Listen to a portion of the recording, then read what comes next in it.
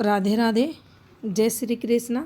मेरे इस YouTube channel Shri Ganesh palmistry में आप सभी व्यूअर्स का हार्दिक अभिनंदन। आज का जो अपना टॉपिक है, हथेली पर बनने वाला कवि योग, साहित्यकार योग, किस प्रकार से ये योग बनता है और क्या इसका महत्व है समुद्र शास्त्र में बताया गया है। तो चलिए देखते हैं।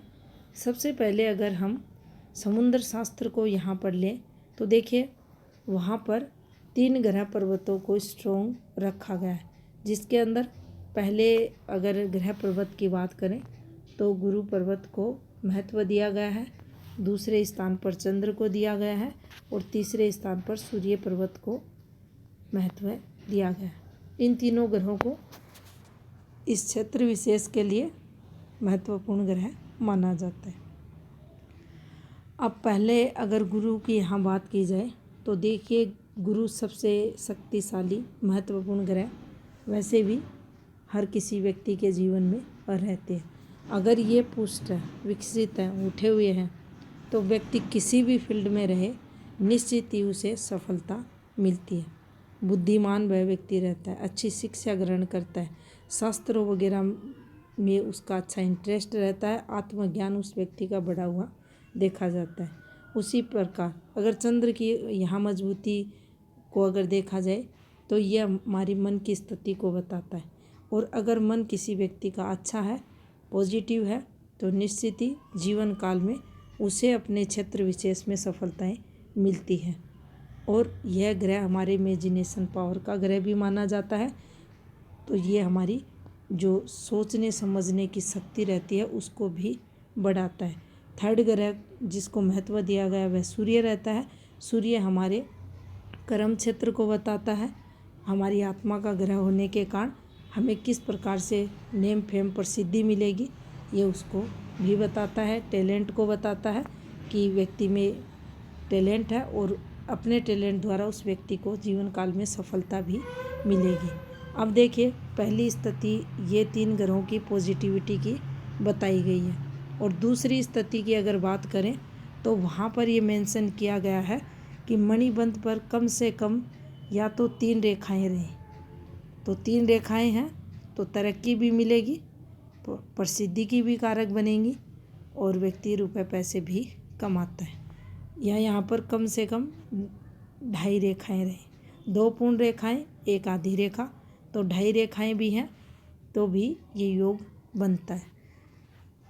तो अगर ये फॉर्मेशन बन रही है तो वह व्यक्ति इस राइटिंग के क्षेत्र में, रचनाओं के क्षेत्र में उसे सफलताएं मिलती हैं। अब इसके लिए कुछ और भी वहाँ पर संकेत दिए गए हैं, जैसा कि बुध पर स्टार बन जाए, आपकी गुरु फिंगर के जो ऊपर का प्रथम पर्व रहता है उस पर क्रॉस का निशान बन जाए, तो भी व्यक्ति अच्छे साहित्यकार, अच्छे लेखक, अच्छे रचनाकार होते हैं। अब देखिए, इन सब के लिए वहाँ पर आपको ये सब फॉर्मेशंस मिलेंगी।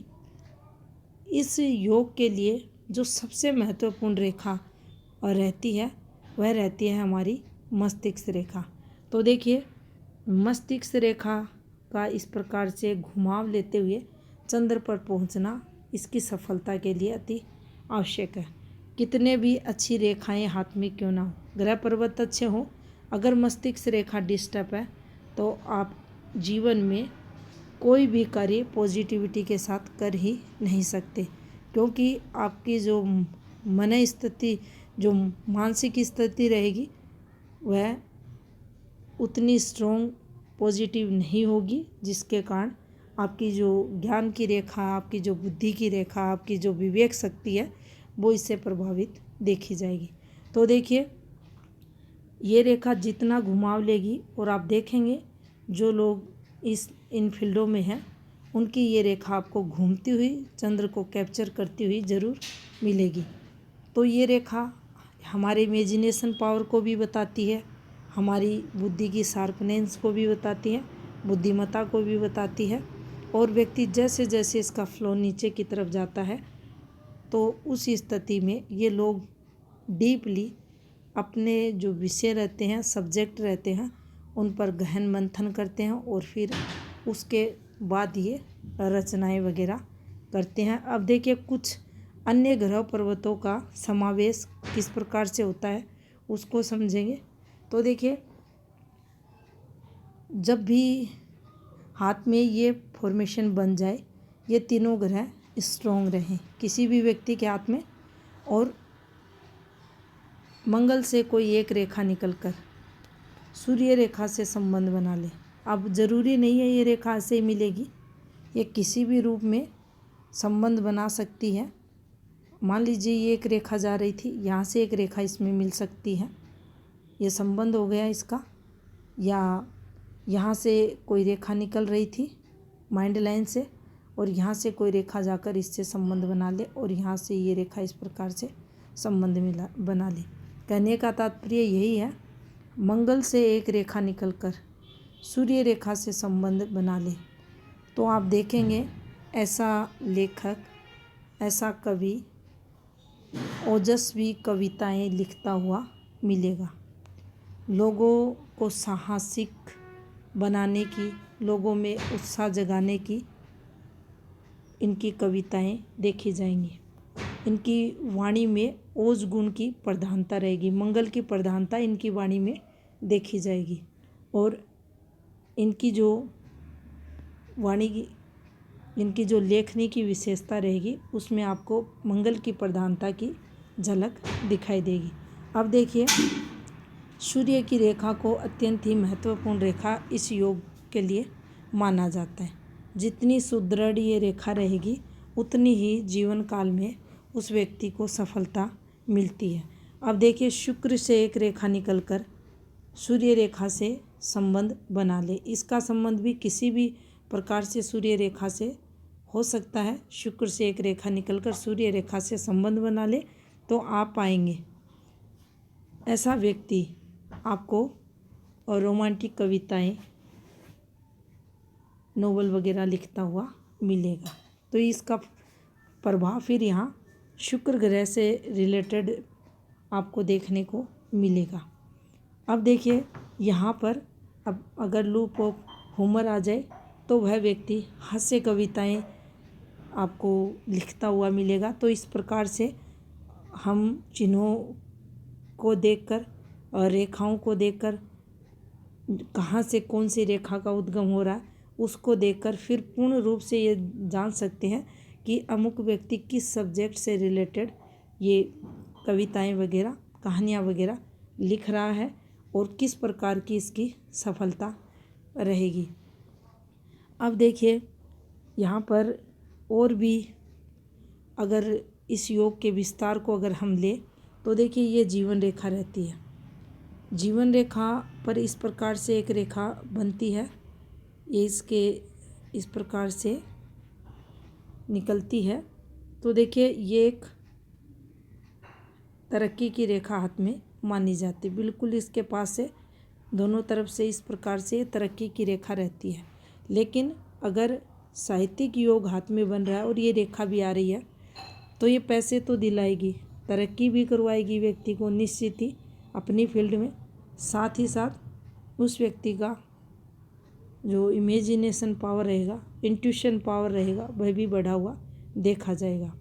होने वाली पूर्व घटनाओं का अनुमान भी यह व्यक्ति लगाने वाला देखा जाएगा। इसके साथ ये रेखा भी मिल सकती है आपको ऐसे योग में किसी भी साहित्यकार के हाथ में। और इसके साथ ही अगर यहाँ भी ये भी फॉर्मेशन बन रही है तो ये निश्चित ही व्यक्ति को सफलता ये दिलाती है। केतु का स्टार आपकी अपनी वर्किंग फील्ड में सफलताओं को दर्शाता है। तो ये बना हुआ है तो आप निश्चित ही देश विदेश में ख्याति पाते हो। अब सूर्य की स्थिति स्ट्रॉन्ग हाथ में है, इस प्रकार से सूर्य रेखा बनी है, तीनों ग्रह पर्वत मजबूत स्थिति में है और कम से कम यहाँ पर ये फॉर्मेशन बनी हुई है। तो आप पाएंगे ऐसा जो कवि होगा, लेखक होगा, साहित्यकार होगा, इसे काफ़ी अच्छी नेम फेम प्रसिद्धि मिलती है, अपनी कला द्वारा, अपनी राइटिंग द्वारा, अपने गीतों द्वारा। तो ये सब जब फॉर्मेशन एक दूसरे से संबंध बनाती हैं तो निश्चित ही इन लोगों को जीवन काल में फिर अच्छी खासी सफलताएं मिलती हैं। अब अगर और अधिक देखें तो हथेली का जो कलर है बिल्कुल गुलाबी कलर रहे।